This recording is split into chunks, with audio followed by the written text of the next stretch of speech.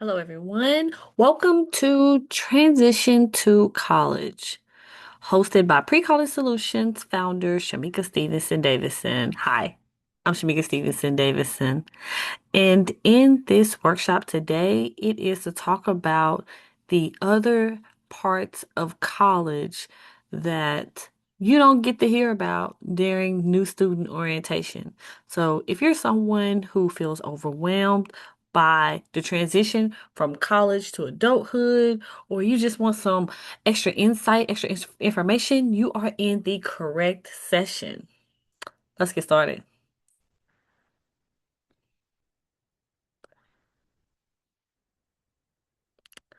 So, I'm going to skip that part that talks about me and get right to the content.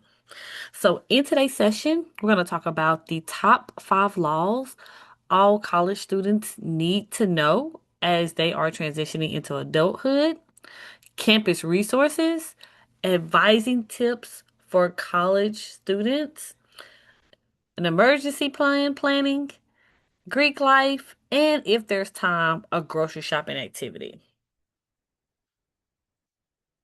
So, let's get into it.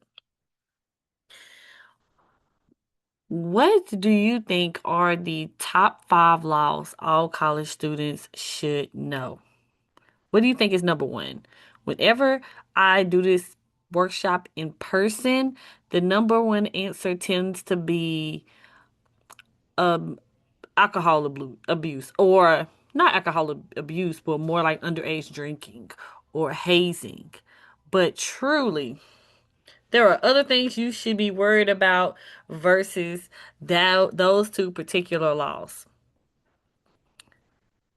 such as this one, sexual assault slash sexual harassment. Believe it or not, this is the number one law that affects college students.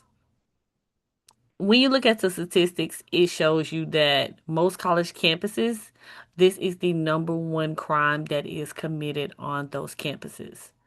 All right. So my suggestion is whatever university that you plan to attend to, all of these laws that we are about to go through, you need to go and check their penal code and see what is the penalty, what is the consequence of that penalty, because different states have different consequences if you break those laws. Some of these things end up on your record forever, which can hinder you from getting a job, volunteering. Even some can hinder, where you live and things like that. So it's very important that you understand. So with sexual assault slash harassment, this law can fall under several things such as stalking, rape, grope. It falls under a line list of all of these things.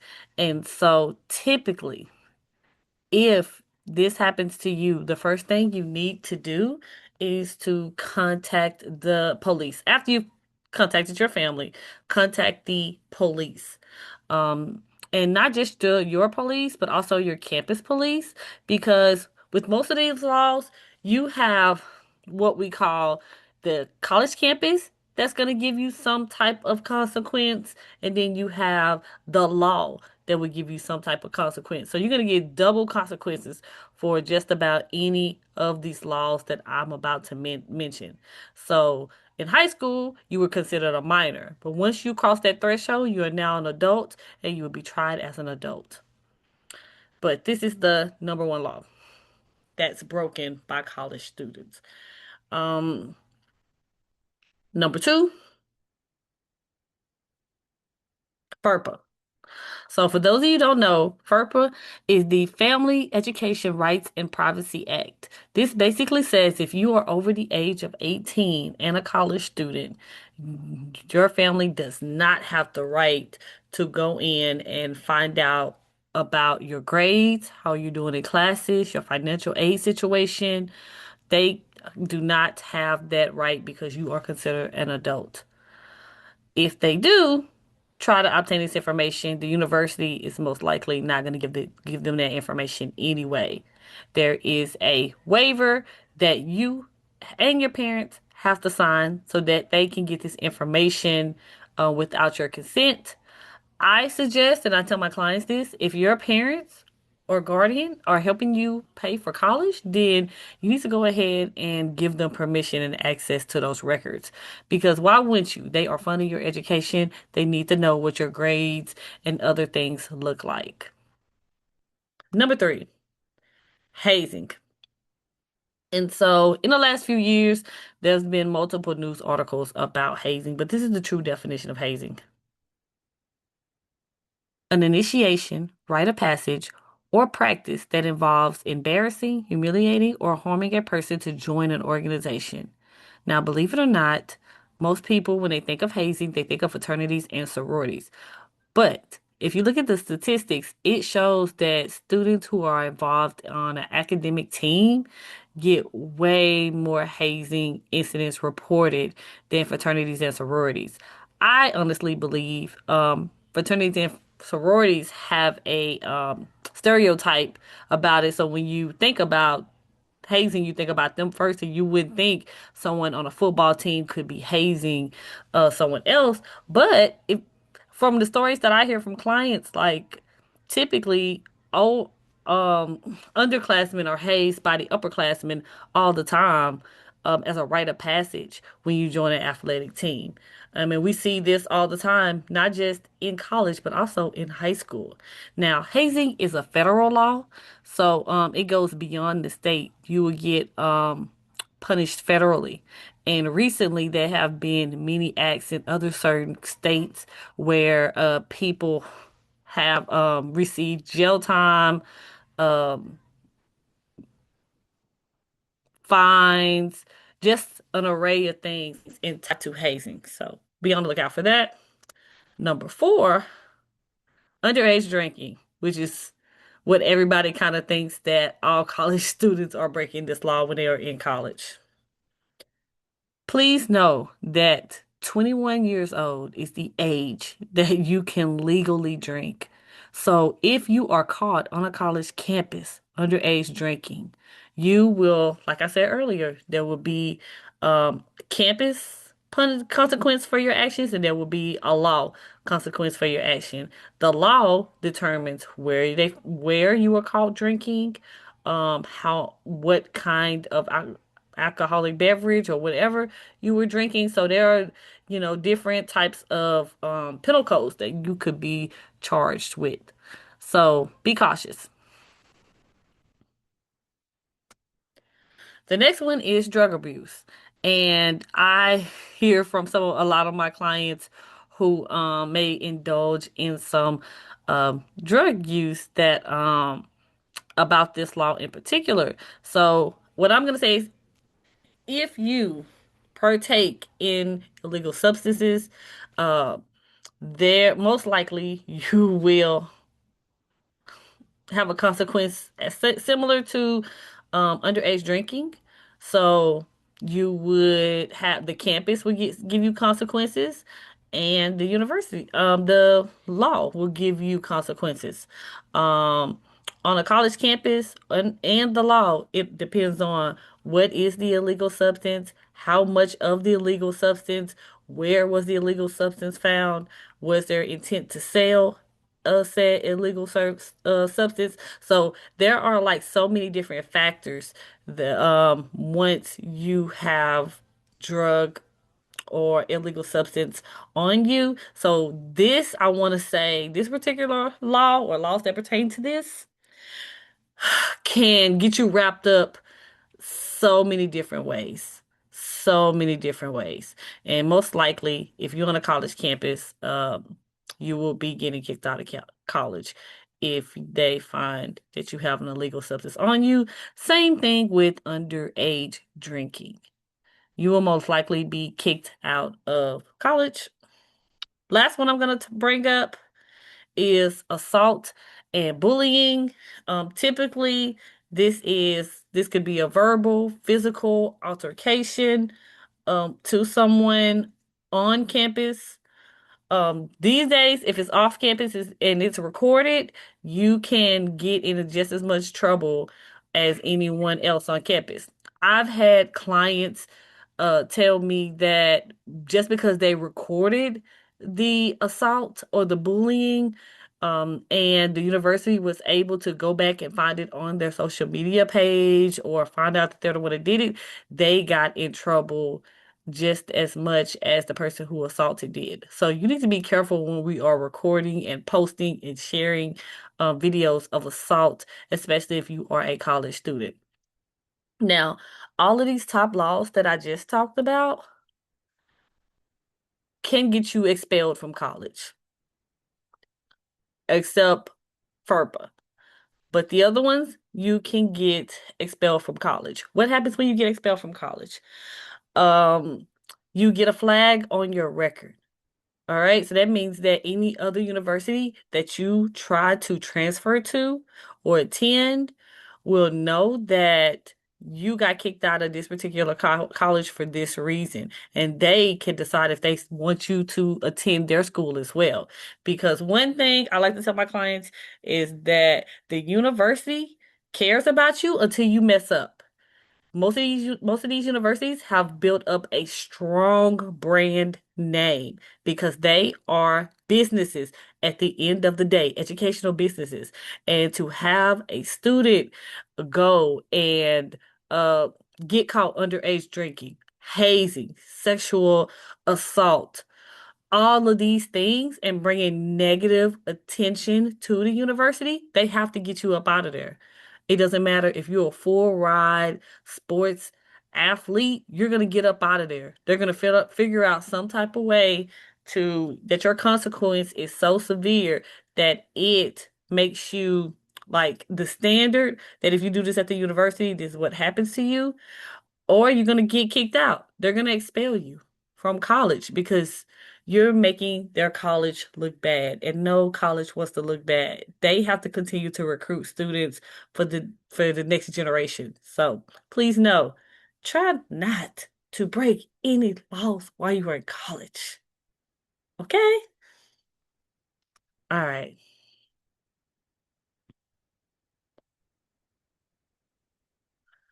So let's talk about some campus resources. So, a lot of students don't know about all these different resources that are on college campuses. All right, so what I'm going to do is really quickly go through them and talk briefly about their goal for college students. All right, so if you are feeling stressed out about college, then most likely you should go to the counselor's office. Or if you suffer a mental illness, you should go to the counselor's office. Each university has some type of counseling office where you are able to, just like if you go to the doctor office, this is just an office so that you can deal with your emotions, your mental health, and all of those things. So this is the perfect place to go to get all of that out. And let me tell you something, it's free. It's free.com. So if you're feeling stressed out or overwhelmed about college, if you feel like you're about to have a nervous breakdown, if you just need someone to talk to, go to the counselor's office. All right. Uh, you need help finding a part-time job? Every college campus has career services.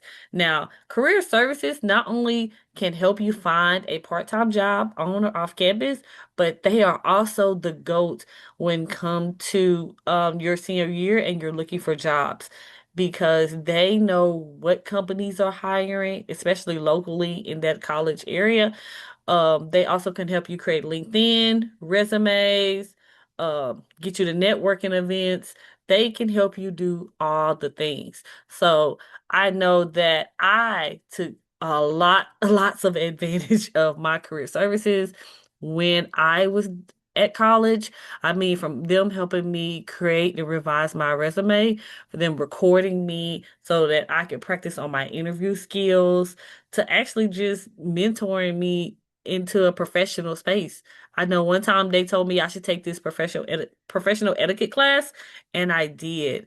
And now I'm able to be confident if I do have to go into banquets and formal luncheons and things like that. So take advantage of it.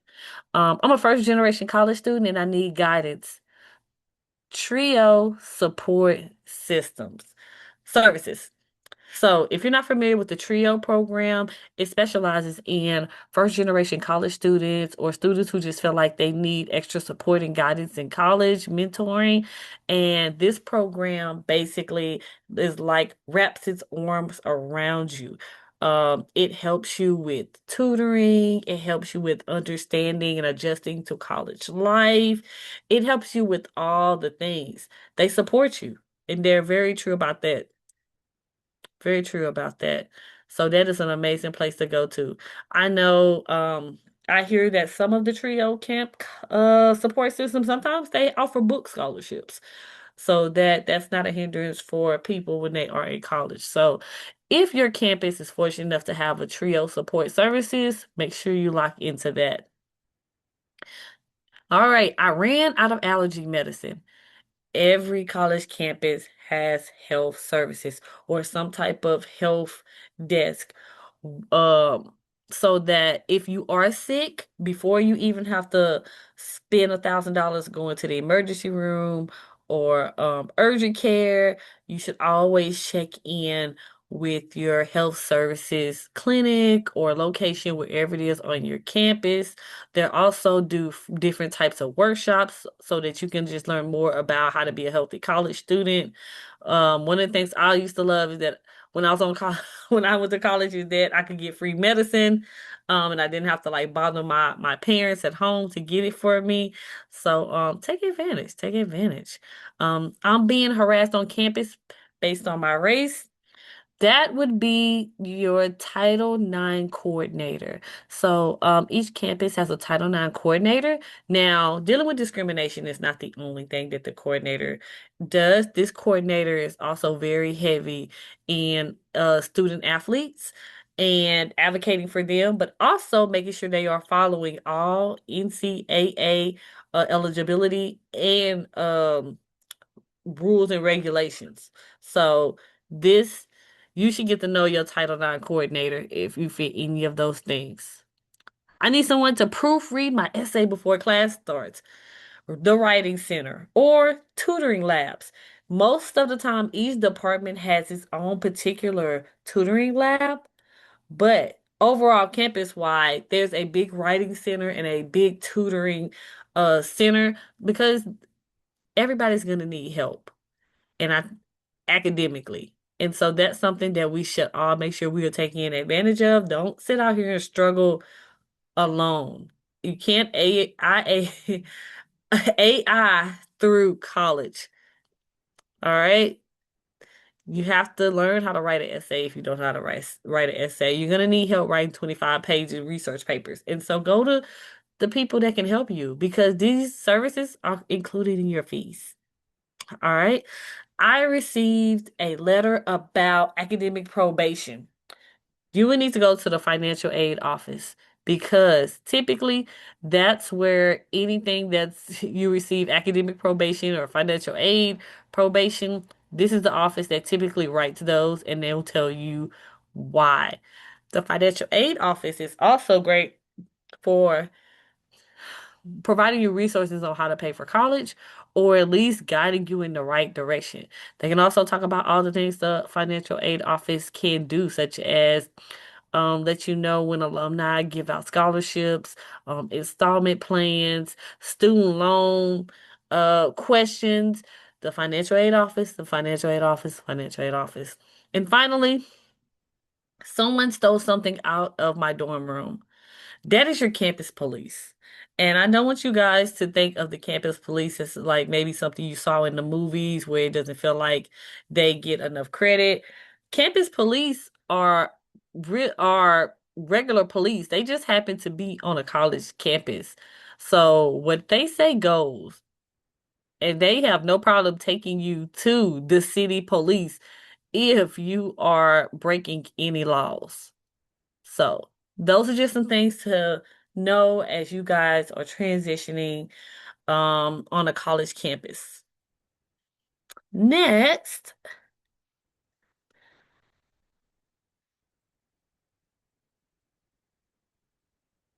let's hit academic advising. This is one of my favorite things to talk about because a lot of people get confused on now that they get a lot of confused on academically how college works. Incoming freshmen seem to they know that it's going to be different than high school, but they just don't know if it's going to be super difficult or if it's going to line up with what people have been telling them for years about when they go to college. And so let's start off with the top corner where it says degree plan. Hopefully, by the first new student orientation that you go to, you've met your academic advisor. When you meet your academic advisor, their main goal is to show you your degree plan. So, for those of you who already decided they know what they want to major in at that particular college, there's a degree plan, and the degree plan has every class you have to take to earn a degree in that particular field of study. And with that, your academic coordinator and you are supposed to every semester go through there, pick out classes that's on your degree plan so that, every semester you kind of chopping it away. And in 4 to 5 years, you have completed all the classes required on your degree plan so that you can graduate.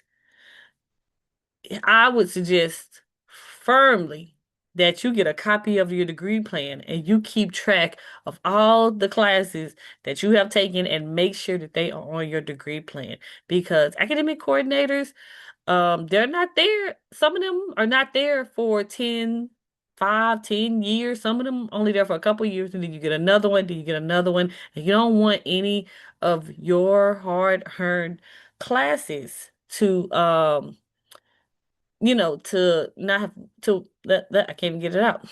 Not to have wasted your time taking classes that you don't feel like you would need. All right.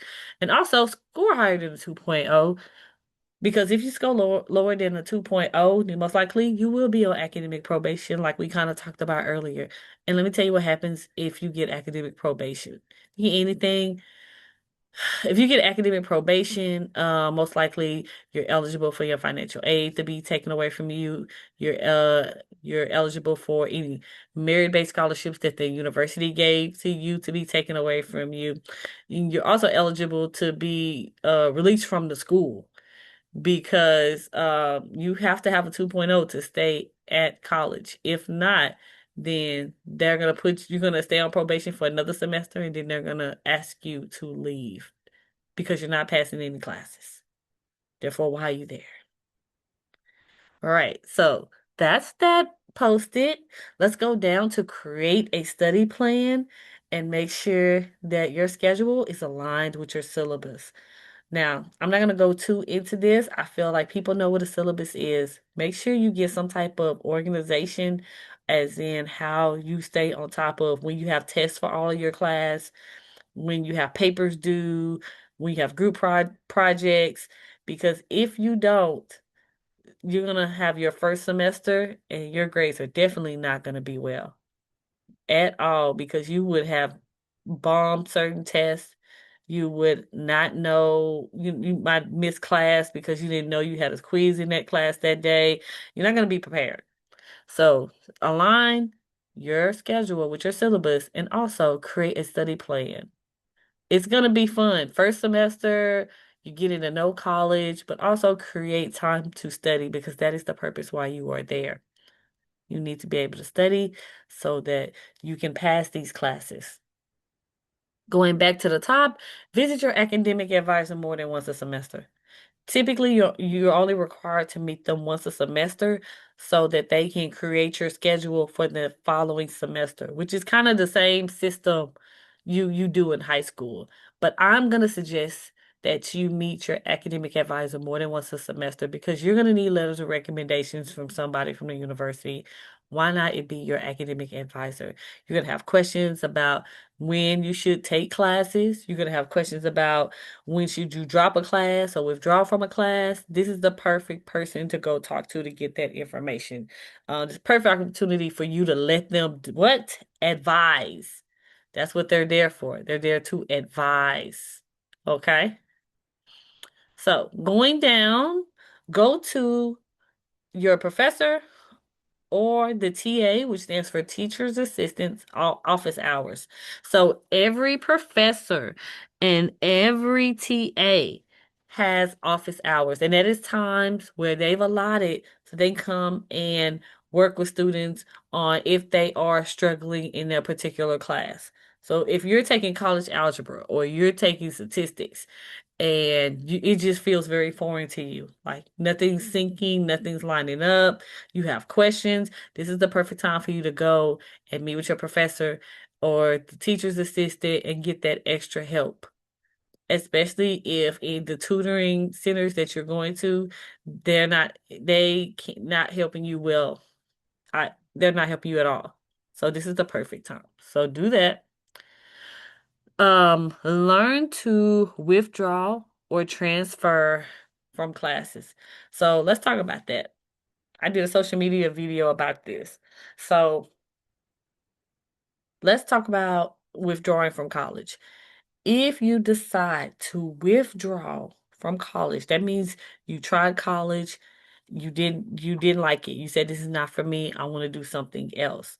You should not withdraw from college until the end of whatever semester you're in.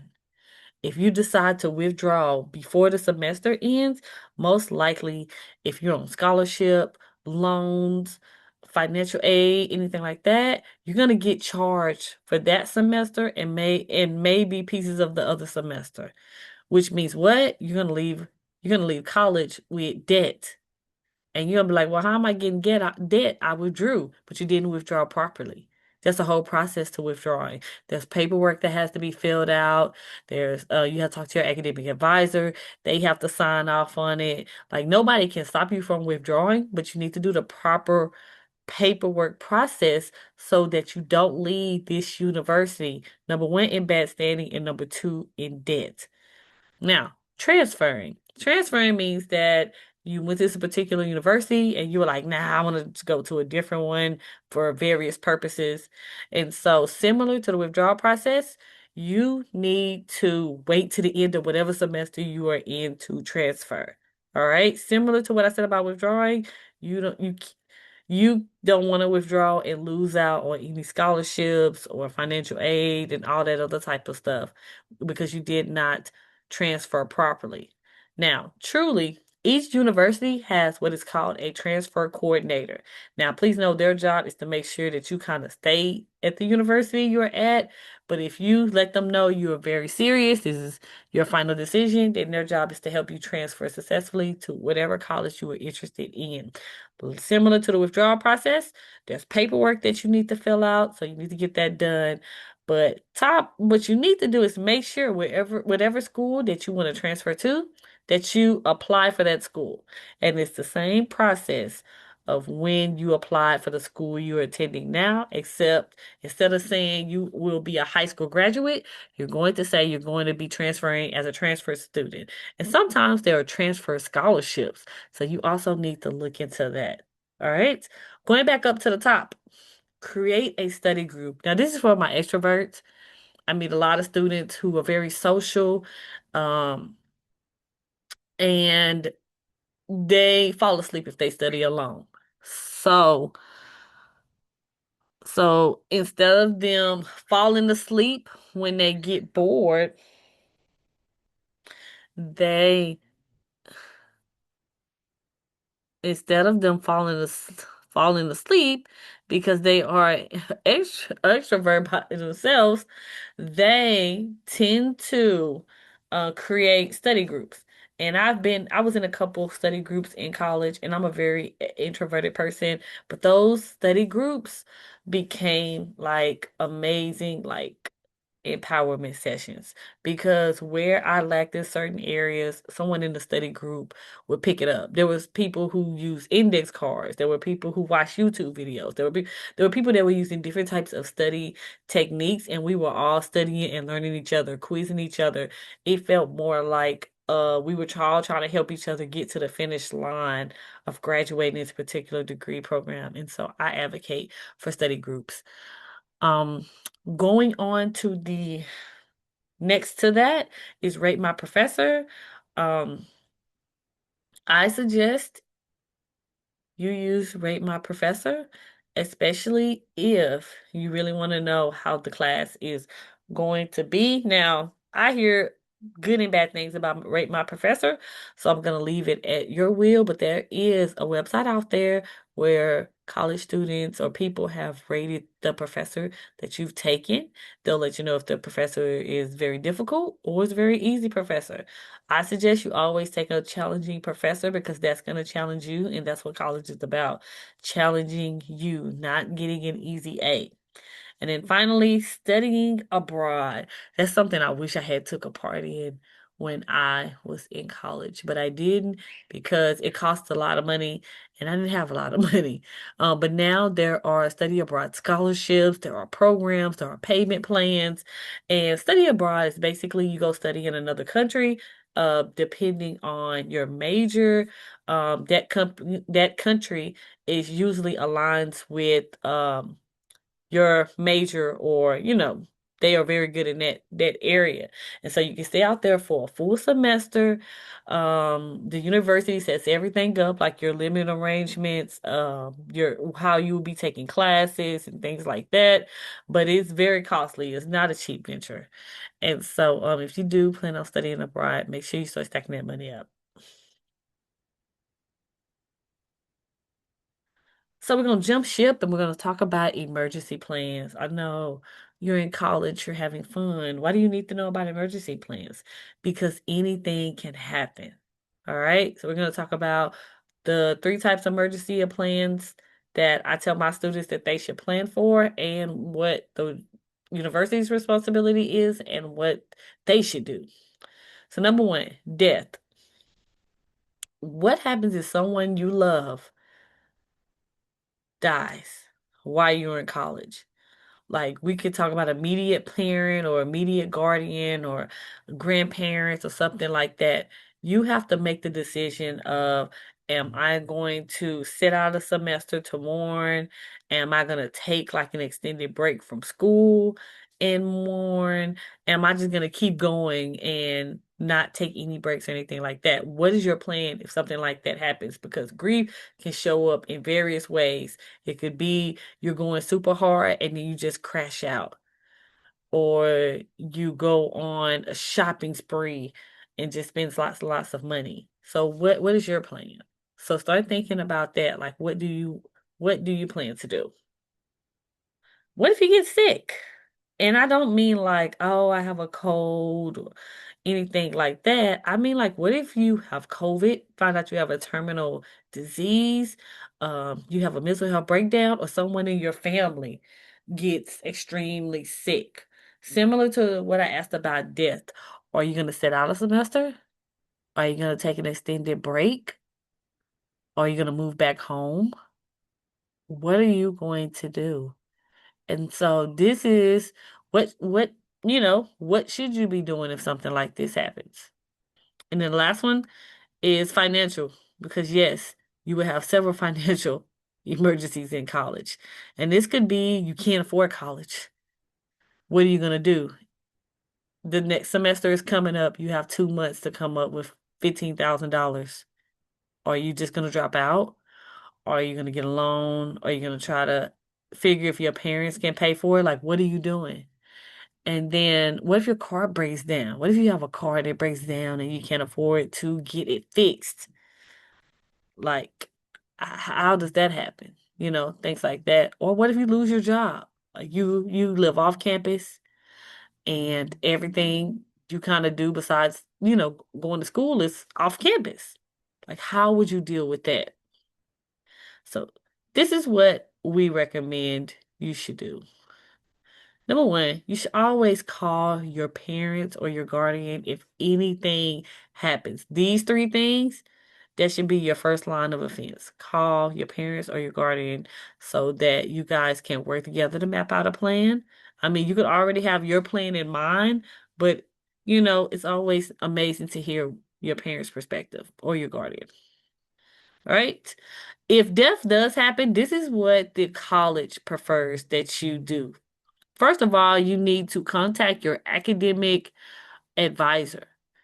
Um, because they will be the people that will reach out to your professors for you and let them know what has happened so that you're not getting failing grades or you're not getting incompletes because nobody told any of your professors that, you had a death in the family or that you got sick or that you were in a car wreck or that, any of those type of things happen.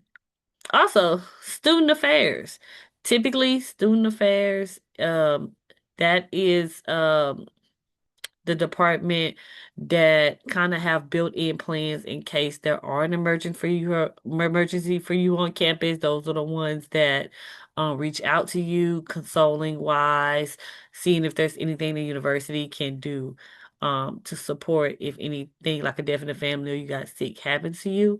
And then, of course, there's counseling, which we talked about a couple slides back. You could always seek out the counseling department at your university. If you get sick, try to go to the on-campus medical facility first. And then they will let you know the severity of whatever it is you have. Um, by that point, your parents should already be called. And so they should either be en route or be helping you make the type of medical decisions. Um, and then if you are functioning sick, then it's up to you to contact your professors. But you can always reach out to your academic advisor, and they may do this on your behalf, but they don't have to.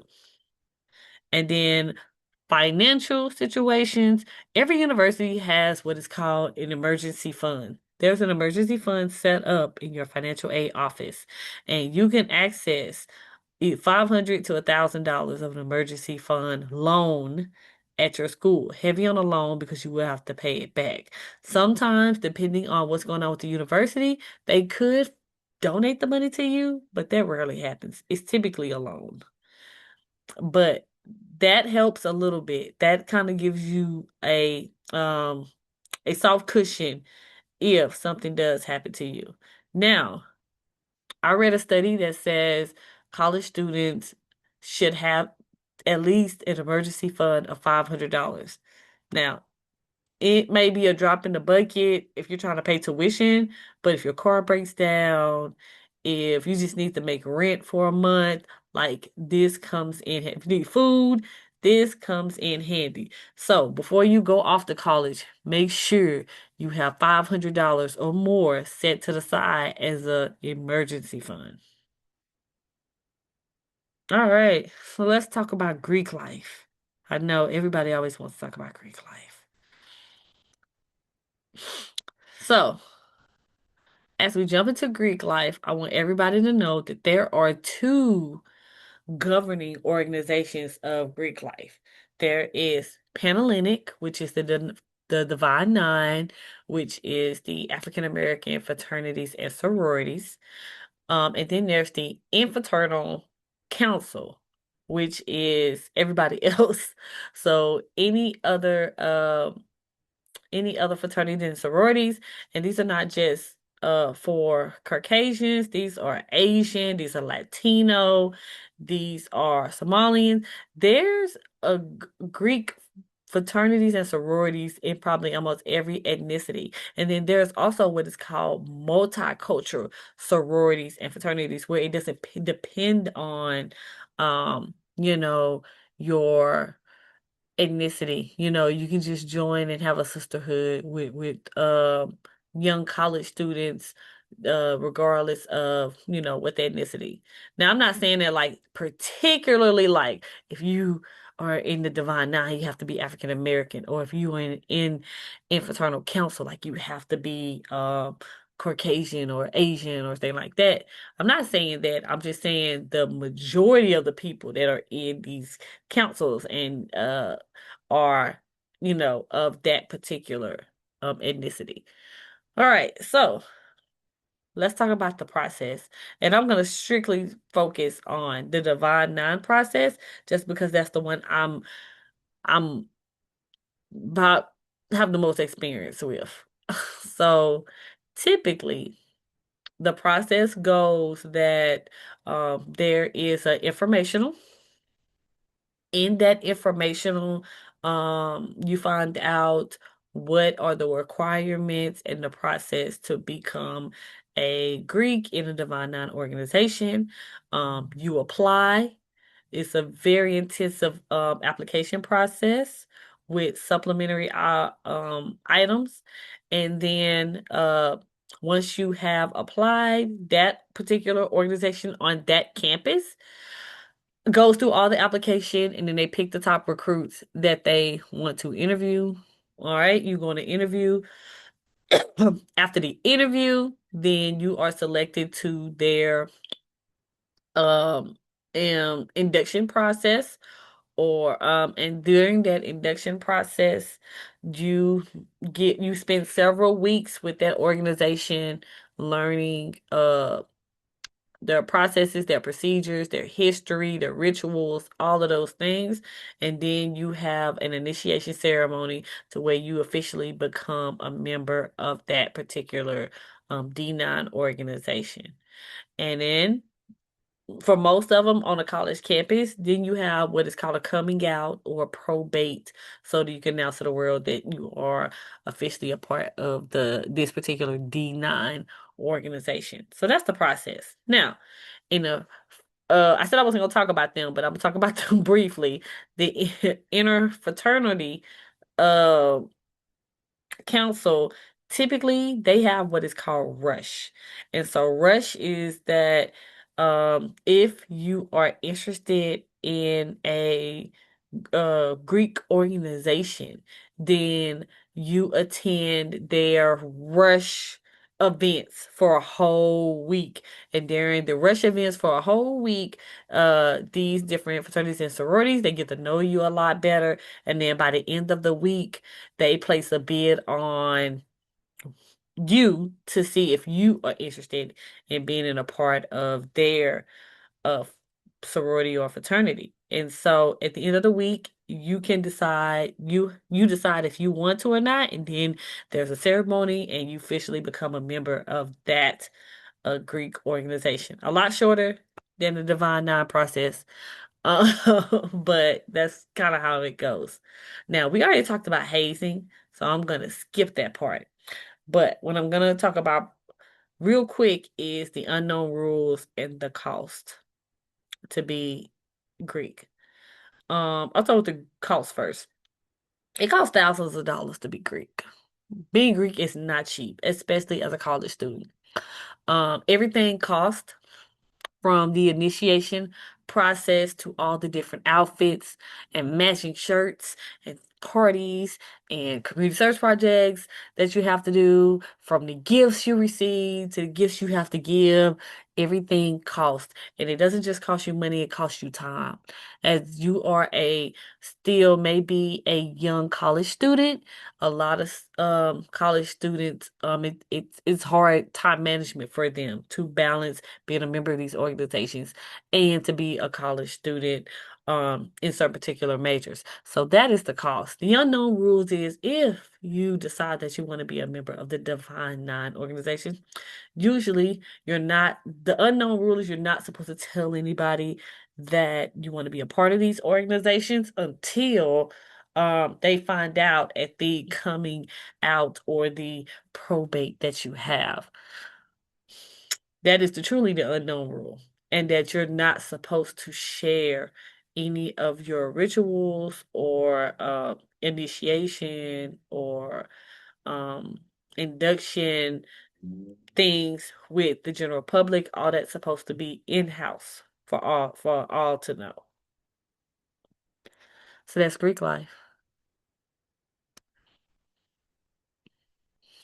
All right, so we've come to the end. Thank you guys for listening and being a part of this workshop. I hope it helps you all. Also, please don't forget that you need to register to vote while you are in college. Being away at college is not an excuse not to take part of being able to let your voice be heard. I'm a firm believer in advocacy and voting, and so this is your way that you can be a part of society as well. Thank you. Have a good night.